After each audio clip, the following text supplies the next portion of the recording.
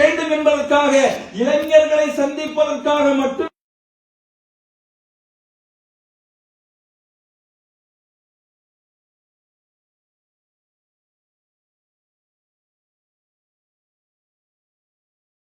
பழக்கத்திலிருந்து விடுவிக்க வேண்டும் என்ற கோரிக்கையை எடுத்து வந்திருக்கிறோம்.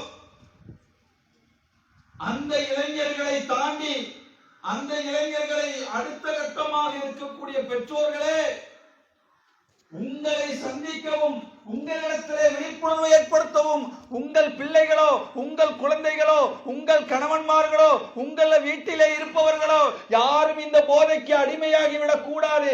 யாரும் நீங்கள் அலட்சியமாக இருந்து விடக்கூடாது. ஒருவேளை அடிமையாகி அலட்சியமாக இருந்தால் இனியாவது விழிப்புணர்வோடு நீங்கள் இருக்க வேண்டும் என்பதற்காக வந்திருக்கிறோம். அதை தாண்டி அந்த பகுதியிலே இருக்கக்கூடிய சமூக ஆர்வலர்கள், மனிதநேய விரும்பிகள், போதைக்கு எதிரானவர்கள், போதையை எப்படியாவது தடுத்து நிறுத்தி ஒரு நல்ல சமுதாயத்தை மாற்ற வேண்டும் என்று முன்னேற்ற விரும்பக்கூடியவர்கள், அந்த சகோதரர்களை சந்திக்க வந்திருக்கிறோம். அந்த சகோதரனிடத்திலே கோரிக்கை வைக்க வந்திருக்கிறோம். எனவே அன்புள்ள சகோதர சகோதரிகளே, இங்கே நாங்கள் எடுத்து வைத்திருக்கிற கோரிக்கை ஒவ்வொரு பலதரப்பட்ட மக்களை நாங்கள் சந்திக்க வந்திருக்கிறோம். அதிலே முதல் சந்திப்பை நான் இஸ்லாமிய இளைஞர்களுக்கு, போதையிலே அடிமையாக இருக்கிற இளைஞர்களுக்கு, போதை பழக்கத்தை தன்னுடைய வாழ்நாள் லட்சியமாக கொண்டிருக்கிற இளைஞர்களுக்கு சில செய்திகளை சொல்ல விரும்புகிறேன். அன்புள்ள சகோதரர்களே, போதை என்று சொன்னால் நான் இன்றைக்கு பேசக்கூடிய செய்தி சாதாரண முதல் தர போதையை பற்றி நான் பேசவே இல்லை. இந்த இடத்திலே முதல் தர போதை இஸ்லாத்திலே தடுக்கப்பட்டுள்ளது. அந்த முதல் தர போதைகளும் இஸ்லாத்திலே எந்த அளவுக்கும் சம்பந்தம் இல்லை. முதல் தர போதை என்று சொன்னால் சிகரெட்டை பயன்படுத்துகிறீர்களே, பாக்கை பயன்படுத்துகிறீர்களே, சின்ன அளவிலே போதை உங்களுக்கு ஏற்படுத்துமே, அது கூட இஸ்லாத்திலே தடை செய்யப்பட்டுள்ளது. அதற்கு எதிராகவும் திருமறை குர்ஆன் எங்கிலும் அல்லாஹ் ரப்பல் ஆலமீன் பேசி காட்டுகிறான். அதை தாண்டி இருக்கக்கூடிய இரண்டாம் தர போதையாக இன்றைக்கு அரசே அங்கீகரிக்காத, ஒரு மனிதனை பைத்தியமாக்கக்கூடிய, ஒரு மனிதனுடைய குடும்ப வாழ்க்கையை சீரழிக்கிற, ஒரு மனிதனுடைய பொருளாதார வாழ்க்கையை சீரழிக்கிற, ஒரு மனிதனுடைய குழந்தையும் கணவனையும் மனைவியும் பிரிக்கிற இரண்டாம் தரம் போதையாக இருக்கக்கூடிய கஞ்சா என்கிற மிக மோசமான, மிக பயங்கரமான போதைகளை எச்சரிக்க வந்திருக்கிறோம். நாங்கள் கேள்விப்படுகிறோம், கம்பம் என்கிற ஊரிலே மற்ற பகுதிகளை தாண்டி முஸ்லிம்கள் கலந்து வாழுகிற இந்த பகுதியிலே, இந்த காலனி என்று சொல்லுகிற பகுதியிலே, இந்த தெருவிலே, இந்த ஏரியாவிலே முஸ்லிம் இளைஞர்கள், பலதரப்பட்ட இளைஞர்கள் சர்வ சாதாரணமாக கஞ்சா என்கிற போதையை பயன்படுத்துகிறார்கள். அவர்களிடத்தில் எப்படி அது குறித்து விழிப்புணர்வு ஏற்படுத்துவது? அவரிடத்தில் என்ன சொல்லி, எதை சொல்லி அவரிடத்தில் புரிய வைப்பது? என்ன சொல்லி புரிய வைப்பது, எதை சொல்லி எடுத்து சொல்வது? அந்த இளைஞர்களிடத்தில் எப்படி தனிமையிலே சந்திப்பது? அவர்கள் சொன்னால் அதை கேட்கிற, அதை சிந்திக்கிற மனநிலையில் இருப்பார்களா என்று கூட எங்களுக்கு தெரியவில்லை. ஆனாலும் நாங்கள் வந்திருக்கிறோம், உங்களை சந்திக்க வந்திருக்கிறோம், உங்களிடத்தில் எடுத்து சொல்ல வந்திருக்கிறோம். காரணம் தெரியுமா? நாளை மறுமையிலே அல்லாஹ் எங்களிடத்திலே இப்படியாக உன்னுடைய சகோதரன், சக முஸ்லிமான சகோதரன் இப்படியான போதையை பயன்படுத்தினானே, அவனுக்காக நீ என்ன எடுத்து சொன்னாய், அதன் விளைவுகளை எடுத்து சொன்னாயா என்று அல்லாஹ் எங்களிடத்திலே கேள்வி எழுப்புவான். எனவே அன்புள்ள சகோதரர்களே, நாங்கள் வந்திருப்பதற்கான ஒரே காரணம், நாளை மறுமையிலே இறைவன் முன்னிலையிலே அல்லாஹ் எங்களிடத்திலே விசாரிக்கும் பொழுது அந்த ஏரியாவிலே, அந்த தெருவிலே ஏற்படக்கூடிய தீமையை தடுத்தானா எங்களிடத்திலே கேள்வி எழுப்புவான். அந்த கேள்விக்காக உங்களிடத்திலே வந்துள்ளோம். அன்புள்ள சகோதரர்களே, நீங்கள் நினைக்கலாம் இந்த போதை என்பது எங்களுடைய உடலுக்குள் சென்று ஒரு இன்பத்தை ஏற்படுத்தி ஒரு மயக்கத்தை ஏற்படுத்தி எங்கள் உடலெல்லாம் புத்துணர்ச்சி ஏற்பட்டு இதே சந்தோஷத்திலே, இதே மயக்கத்திலே, இதே மிதப்பிலே நாங்கள் 100 வருடம் 160 வருடம் நாங்கள் வாழ்ந்து விட போகிறோம் என்ற மிதக்கத்திலே இந்த போதையை பயன்படுத்துவதை பார்க்கிறோம். இன்றைக்கு வேண்டாம். இன்றைக்கு அதை பயன்படுத்துகிற நீங்கள், உங்கள் வயது 15ஆக இருக்கலாம், உங்கள் வயது 20ஆக இருக்கலாம், 25ஆக இருக்கலாம், 30 வயதாக இருக்கலாம். அப்படி இந்த நேரத்திலே போதையை பயன்படுத்துகிற, போதையை அடிக்கிற நீங்கள் ஒரு குறிப்பிட்ட வயதுக்கு பிறகு உங்களுடைய நிலைமை என்ன ஆகும் என்பதை நான் இந்த இடத்திலே சொல்லி புரிய வைக்க வேண்டிய அவசியமே இல்லை. ஏன் இல்லை தெரியுமா?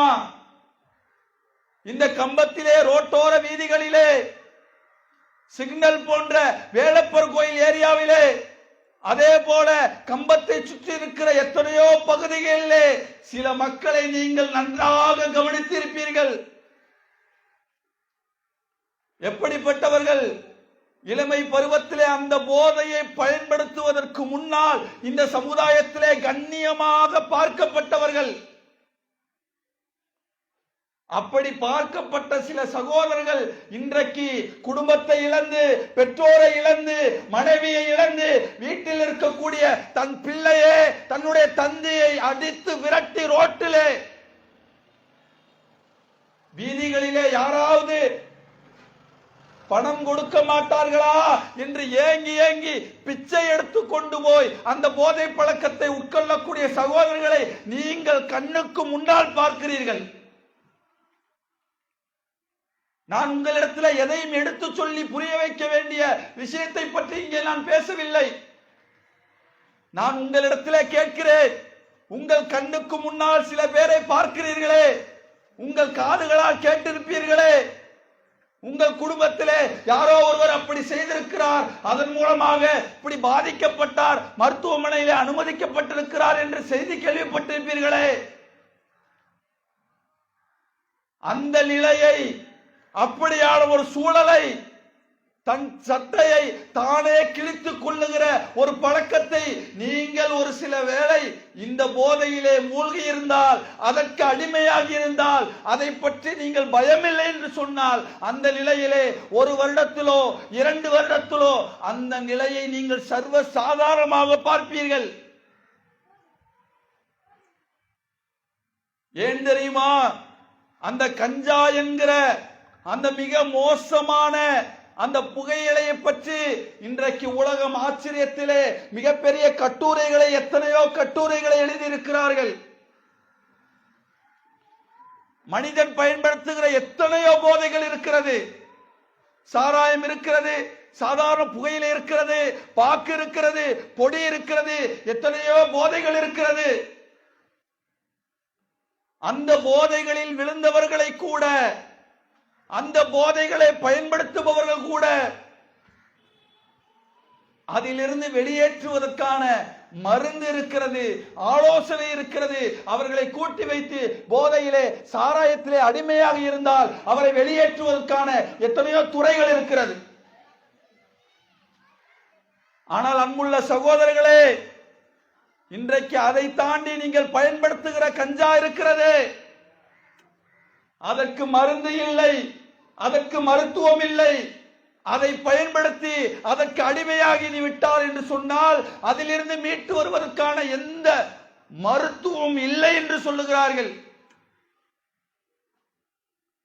உங்களிடத்திலே அந்த போதை 4 ஆண்டுகள் உயிர் வாழ்ந்தால், அந்த போதையை நீங்கள் 4 ஆண்டுகள் பயன்படுத்தினால், அந்த போதைக்கு 4 ஆண்டுகள் உங்கள் உடம்பு அந்த போதைக்கு அடிமையானால், குறித்து வைத்துக் கொள்ளுங்கள். எப்படி ரோட்டோரங்களிலும் வீதி ஓரங்களிலும் தன் சட்டையை தானே கிழித்து வீடு வீடாக ஏறி பிச்சை எடுத்து ரோட்டிலே யாரும் மதிக்கப்படாமல் அந்த போதையை பயன்படுத்தி சாலையிலே விழுந்து கிடக்கிறாரோ,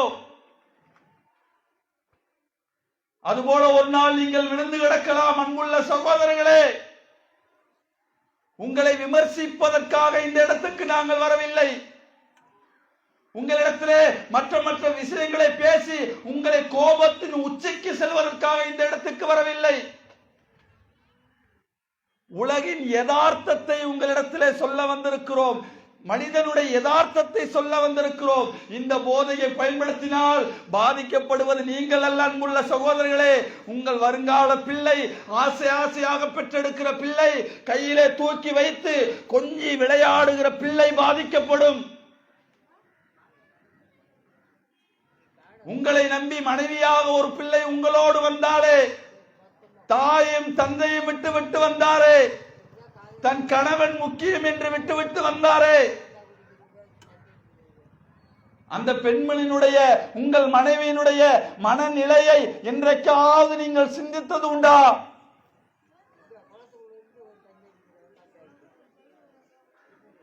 நான் கேட்கிறேன், உங்கள் பெற்றோர்களுடைய நிலைமை, நீங்கள் சிறு வயதில் இருக்கும் பொழுதே அவர்கள் கஷ்டப்பட்டு, அவர்கள் சிரமப்பட்டு, அவர்கள் மூளை சுமந்து, அவர்கள் கூலி வேலைக்கு சென்று கிடைக்கிற 50 100 கொண்டு போய் என் பிள்ளை நன்றாக படிக்க வேண்டும், நன்றாக வளர வேண்டும் என்று பொத்தி பொத்தி தன்னுடைய தந்தை உங்களுக்காக இழந்தாரே, அந்த வலியை, அந்த பாதிப்பை என்றைக்காவது ஒரு நாள் நீங்கள் உணராமல் இருக்க முடியாது அன்புள்ளவர்களே. எனவே இதை பயன்படுத்தக்கூடிய சகோதரர்களுக்கு நான் ஒரே ஒரு செய்தியை சொல்லுகிறேன். வேண்டாம், இந்த 2ஆம் தர போதை வேண்டாம், இந்த கஞ்சா என்கிற போதை வேண்டாம், உங்கள் மூளையை அடிமையாக்குகிற இந்த போதை வேண்டாம், உங்கள் குடும்பத்தை சீரழிக்கிற இந்த போதை வேண்டாம், உங்கள் பொருளாதாரத்தை சீரழிக்கிற இந்த போதை வேண்டாம்.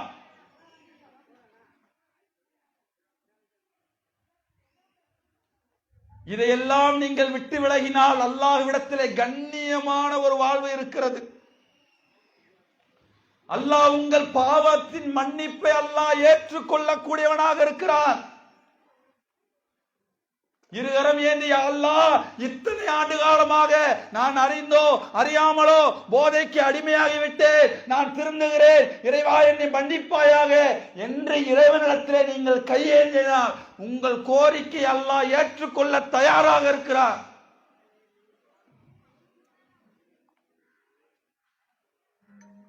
எனவே அன்புள்ள சகோதரர்களே, வாலிபர்களே, 20 வயது 30 வயது 40 வயது இளைஞர்களே, வேண்டாம் இந்த போதை. உங்கள் பிள்ளையின் எதிர்காலத்தை சீரழிக்கிற போதை வேண்டாம் உங்களுக்கு. உங்கள் மனைவியினுடைய குடும்பத்தை சீரழிக்கிற வேண்டாம் போதை உங்களுக்கு. உங்கள் பெற்றோருடைய குடும்பத்தை சீரழிக்கிற வேண்டாம் இந்த போதை உங்களுக்கு.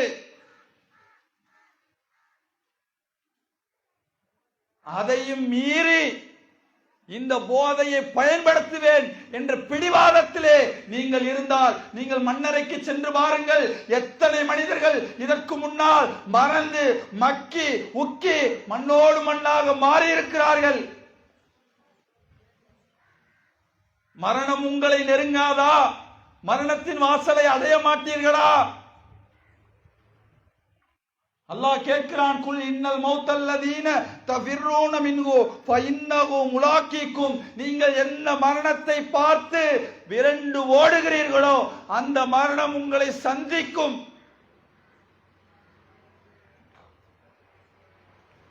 மரணத்தை கட்டாயமாக அல்லாஹ் கொண்டு வந்தே தீர்வான். எனவே இளைஞர்களுக்கு நாங்கள் சொல்ல விரும்புவது ஒன்றே ஒன்றுதான்,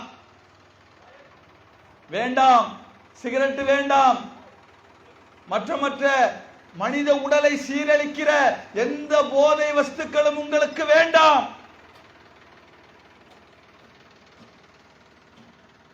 அதை தாண்டி இரண்டாவதாக நாங்கள் பெற்றோர்களுக்கு சில செய்திகளை சொல்லுகிறோம். பெற்றோர்களே, தாய்மார்களே, பிள்ளைகளை அல்லாஹ் உங்கள் கைகளிலே அமானிதமாக அல்லாஹ் கொடுத்திருக்கிற அந்த பிள்ளைகளுடைய வளர்ப்பு பற்றி நாளை மறுமையிலே அல்லாஹ் உங்களிடத்திலே கட்டாயமாக விசாரிப்பான்.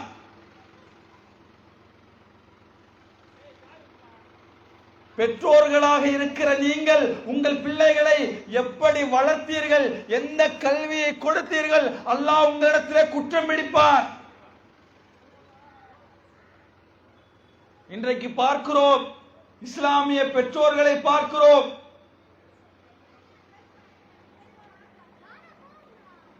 இன்னும் சொல்ல போனால் இஸ்லாமிய மக்களிடத்திலே இதை பற்றியான சரியான விழிப்பு உணர்வு இல்லாத ஒரு சூழலை பார்க்கிறோம். உலகம் உலகம் என்று சொல்லி உலக கல்விக்கு கொடுக்கிற முக்கியத்துவத்தை மார்க்க கல்விக்கு கொடுக்காததனுடைய விளைவை பார்க்கிறோம். நான் யதார்த்தத்தை பேசுகிறேன். இன்றைக்கு அல்லாஹ் உங்களுக்கு கொடுத்திருக்கிற பிள்ளையை நீங்கள் உருவாக்குனீர்களா? அல்லாஹ் உருவாக்குகிறானா? உங்கள் பிள்ளை இன்றைக்கு உங்கள் பிள்ளையை பெற்றெடுப்பதற்காக உலகத்தில் என்ன செய்தீர்கள்? கையை கொடுத்தீங்களா? காலை கொடுத்தீங்களா? கண்ணை கொடுத்தீங்களா? ஒன்றும் கிடையாது. அல்லாஹ் உங்கள் கரங்களிலே அமானிதமாக உங்கள் குழந்தையை கொடுத்திருக்கிறான். அப்படி அல்லாஹ் கொடுத்திருக்கிற அமானிதத்தை அல்லாஹ்வுடைய தூதர் சொன்னார்கள், ஒரு குழந்தை இந்த உலகத்திலே பிறக்கும் பொழுது இயற்கையாகவே அது பிறக்கிறது. அதற்கு தெரியாது, போதையை பற்றி தெரியாது, அசிங்கத்தை பற்றி தெரியாது, ஆபாசத்தை பற்றி தெரியாது. அந்த குழந்தை நல்லவராக வளர்வதும் கெட்டவராக வளர்வதும் பெற்றோராக இருக்கக்கூடிய உங்கள் கரத்திலே இருக்கிறது. நீங்க என்ன செய்றீங்க? அந்த பிள்ளைகளை உலகம் உலகம் என்று சொல்லி உலக கல்வியை கொடுத்து பணத்தாசை பிடித்தவர்களாக மாற்றுகிறீர்கள். போய் ஸ்கூல்ல போய் காலையில 6 மணி 7 மணிக்கு ஸ்கூல்ல விட்டுட்டா சாயந்தரம் 6 மணி 7 மணிக்கு பிள்ளை வீடு திரும்புவான். அவனுக்கு ஒழுக்கத்தை, நேர்மையை, இறையச்சத்தை, அல்லாஹ்வுடைய பயத்தை ஏற்படுத்தக்கூடிய அந்த அல்லாஹ்வுடைய கல்விக்காக, மக்தப் மதரசாவுக்காக உங்கள் பிள்ளைகளை எத்தனை மணி நேரம் ஒதுக்குறீர்கள்? ஒரு அரை மணி நேரம் மதரசாவுக்கு புள்ள போச்சுனா, 1 மணி நேரம் போச்சுனா மதரசாவுக்கு போன 10 நிமிஷத்துல பிள்ளை திரும்பிகிறான். போனேன் நேரா பாடம் சொன்னேன், அவ்வளவுதான், டியூஷன் இருக்கு, மற்ற வேலை இருக்கு, அவ்வளவுதான், வேலை முடிஞ்சிருச்சு, திரும்புகிறான். அதை பத்தி உங்களுக்கு கவலை இல்லை, அதை பற்றி உங்களுக்கு அக்கறை இல்லை. என்ன கல்வி அது? அதுதான் என் குழந்தை 12 மணி நேரமாக பள்ளிக்கூடங்களிலே படிக்கிறானே. அன்புள்ள சகோதரர்களே, அந்த குழந்தையை அந்த பள்ளிக்கூடத்திலே படிக்க வைக்கிற நீங்கள் ஒரு குறிப்பிட்ட காலத்துக்கு பிறகு பார்க்கிறோம், அந்த குழந்தை வளர்ந்து ஆளாகி பொருள் திரட்டி சம்பாதித்து வெளிநாடுகளிலே வேலை செய்யக்கூடிய எத்தனையோ பெற்றோர்கள், எத்தனையோ பிள்ளைகள் தங்களுடைய தாயை, தங்களுடைய தந்தையை முதியோர் இல்லத்திலே போய் தள்ளி விடுகிறார்கள். காரணம் என்ன தெரியுமா? எந்த பணத்தின் மீது ஆசைக்காக என் புள்ள டாக்டர் ஆகணும், இன்ஜினியர் ஆகணும், பெரிய லட்சத்துல கோடிகளில சம்பாதிக்கணும் என்று பணத்தாசை பிடித்தவராக மாற்றினீர்களோ, உங்க புள்ள அதே மாதிரி வந்தான், அதே பணத்தின் மீது ஆசை வைத்தான். அந்த பணமா பாசமா, பணமா தந்தையா, பணமா தாயா என்று வருகிற பொழுது அவன் பணத்தை தேர்ந்தெடுத்தான். காரணம், நீங்கள் அந்த சிறு வயதிலே 7 வயசுல 10 வயசுல 12 வயசுல நீங்க சொல்லல.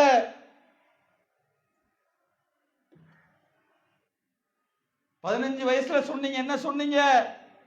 உங்களை தூக்கி போட்டு மிதித்தான் சொன்னீர்கள். தந்தையை எதிர்த்து கேள்வி கேட்டான் சொன்னீர்கள்.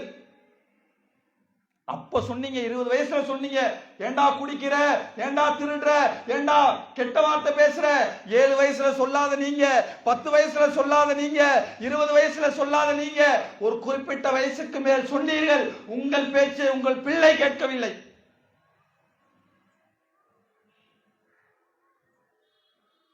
அன்புள்ள சகோதர சகோதரிகளே, பெற்றோர்களே, தாய்மார்களே, தந்தைமார்களே, உங்கள் கையிலே வைத்திருக்கிற குழந்தையை ஒரு குறிப்பிட்ட வயது வரைக்கும் தான் உங்கள் குழந்தை உங்களுடைய பேச்சை கேட்கும்.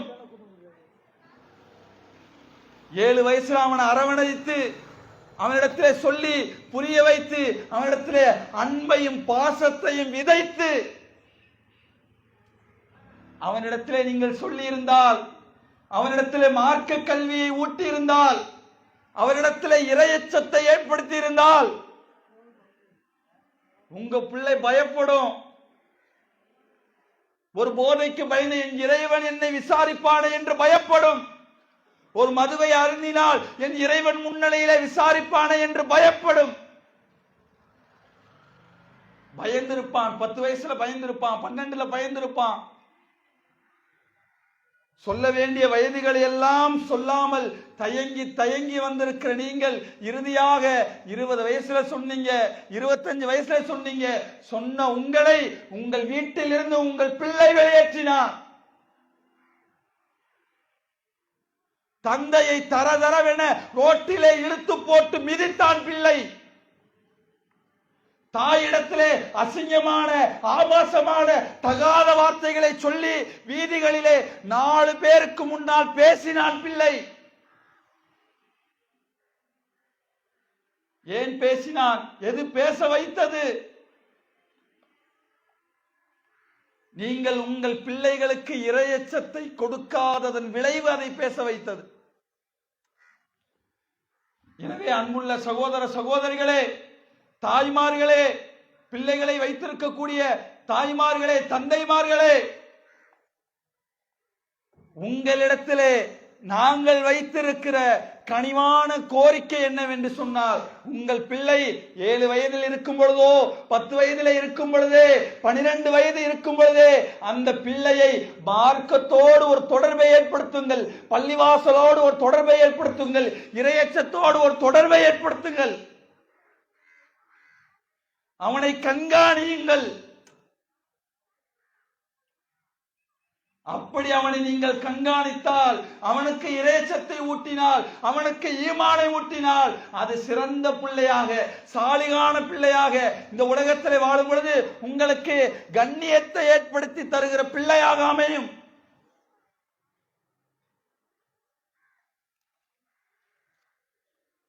அதே போல 3வது சாராருக்கு நாங்கள் சொல்லிக் கொள்கிறோம். மனித நேயத்தை விரும்புகிற, மனித குலத்திலிருந்து எப்படியாவது இந்த போதை என்கிற கலாச்சாரத்தை பிடுங்கி எறிய வேண்டும் என்று நேசிக்கிற ஒவ்வொரு சகோதரர்களும் இந்த களத்திலே இறங்க வேண்டும். போதையை ஒழிப்பதற்காக பாடுபட வேண்டும். அதிலே இருக்கக்கூடிய சகோதரர்களை மீட்டெடுக்க வேண்டும். அவர்களுக்கு தேவையான உதவிகளை செய்ய வேண்டும். அது எவ்வளவு ஆயிரங்கள், எவ்வளவு லட்சங்கள் ஆனாலும் பரவாயில்லை. அந்த லட்சங்களை கொடுத்தாவது சம்பந்தப்பட்டவன் திருந்துவான் என்று சொன்னால் அவனுடைய குடும்பத்துக்கு கொடுத்து உதவ வேண்டும். பல பேரை பார்க்கிறோம். எனக்கென்ன, யாரோ ஒருவன் கெடுகிறான், யாரோ ஒருவன் அடிக்கிறான், யாரோ ஒருவருடைய குடும்பம் சீரழிகிறது, யாரோ ஒருவருடைய பொருளாதாரம் சீரழிகிறது. அன்புள்ள சகோதரர்களே, அல்லாஹ்வுடைய தூதர் சொன்னார்கள், ஒரு தீமையை நீங்கள் கண்டால், உங்களிடத்திலே அதிகாரம் இருந்தால், ஆட்சி இருந்தால், அதை கரத்தால் தடுங்கள் என்று சொன்னார்கள். 2வதாக சொன்னார்கள், அதுவும் முடியவில்லையா, இதுபோல அவர்களிடத்திலே எடுத்து சொல்லி புரிய வையுங்கள் என்று சொன்னார்கள். 3வதாக சொன்னார்கள், அதுவும் முடியவில்லையா, மனதால் வெறுத்து ஒதுங்குங்கள் என்று சொன்னார்கள். எனவே அன்புள்ள சகோதரர்களே, நமக்கு ஏன் வன்பு, நமக்கு ஏன் பிரச்சனை என்று ஒவ்வொரு பிரச்சனையாக ஒதுங்கி ஒதுங்கி சென்று கொண்டிருந்தால், நாளை அந்த குடும்பத்திலே எதற்காக ஒதுங்கி சென்றீர்களோ உங்கள் குடும்பத்திலே உங்கள் பிள்ளை வருவான், மதுவை அடித்து வருவான், சாராயத்தை அடித்து வருவான், கஞ்சாவை அடித்து வருவான். உங்களால் ஒதுங்கி போக முடியுமா? என் புள்ள எப்படியோ போடா அப்படின்னு சொல்ல முடியுமா? அந்த பிள்ளையை மீட்டெடுக்க நீங்கள் விரும்ப மாட்டீர்களா? ஆசைப்பட மாட்டீர்களா? அந்த பிள்ளையை மீட்டெடுப்பதற்கான வழிகளை தேட மாட்டீர்களா? அதற்காக உழைக்க மாட்டீர்களா? அதற்காக அலைய மாட்டீர்களா? உங்க கண்ணு முன்னாடி, உங்க ஏரியாவில், உங்க தெருவில் ஒரு சகோதரன் பாதிக்கப்படும் பொழுது, ஒரு சகோதரன் இப்படி செய்யும் பொழுது, அவன் என் சகோதரன், அவன் பாதிக்கப்படுகிறான், அவன் குடும்பம் சீரழிகிறது, அவனை உயர்த்த வேண்டும், அவனுக்கு தேவையான உதவிகளை செய்ய வேண்டும் நினைத்தீர்களா?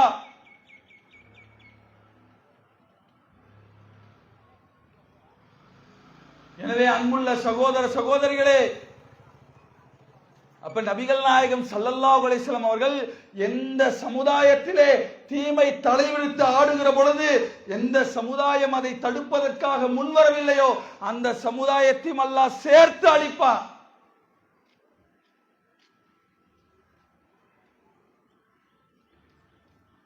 எனவே நாங்கள் வைக்கக்கூடிய இந்த விழிப்புணர்வு பிரச்சாரத்தின் மூலமாக ஏதோ எங்களால் இயன்ற, ஏதோ எங்களால் முடிந்த அவரிடத்தில் சொல்லி புரிய வைப்போம். பெற்றோர்களை சந்திப்போம். சம்பந்தப்பட்ட யாராவது அடிமையாக இருந்தால் சம்பந்தப்பட்டவர்கிட்ட பேசி அவங்கள சந்திச்சு அவங்க குடும்பம் நல்லா இருக்கணும், அவங்க பெற்றோர் நல்லா இருக்கணும், அவர்கள் திருந்தணும், அவர்கள் சீராகணும், அவர்கள் திருந்தி நாளை சிறந்த வாழ்க்கை வாழ வேண்டும் என்பதற்காக வந்திருக்கிறோம். உங்களை விமர்சனம் செய்ய வரவில்லை, உங்களை குற்றம் சுமத்த வரவில்லை, உங்களிடத்திலே வேறு எந்த ஒன்றையும் எதிர்பார்த்து வரவில்லை. இந்த சமுதாயம் சீராக இருக்க வேண்டும் என்ற அக்கறையோடு வந்திருக்கிறோம். எனவே அன்புள்ள சகோதர சகோதரிகளே, இந்த போதை ஒழிப்பு விழிப்புணர்வு பிரச்சாரம் என்பது இப்போது மட்டுமல்ல, இந்த சமுதாயத்திலே இது இருக்கிற வரை இனி தொடர்கதையாக ஒவ்வொரு வீதிகளிலும் இதை எடுத்து சொல்லி அந்தந்த குடும்பங்களை நேர்வழிக்கு வரக்கூடிய நன்மக்களாக அல்லாஹ் ரப்புல் ஆலமீன் உங்களையும் என்னையும் ஆக்கி அருள வேண்டும் என்று கூறி என்னுடைய இந்த உரையை நிறைவு செய்கிறேன்.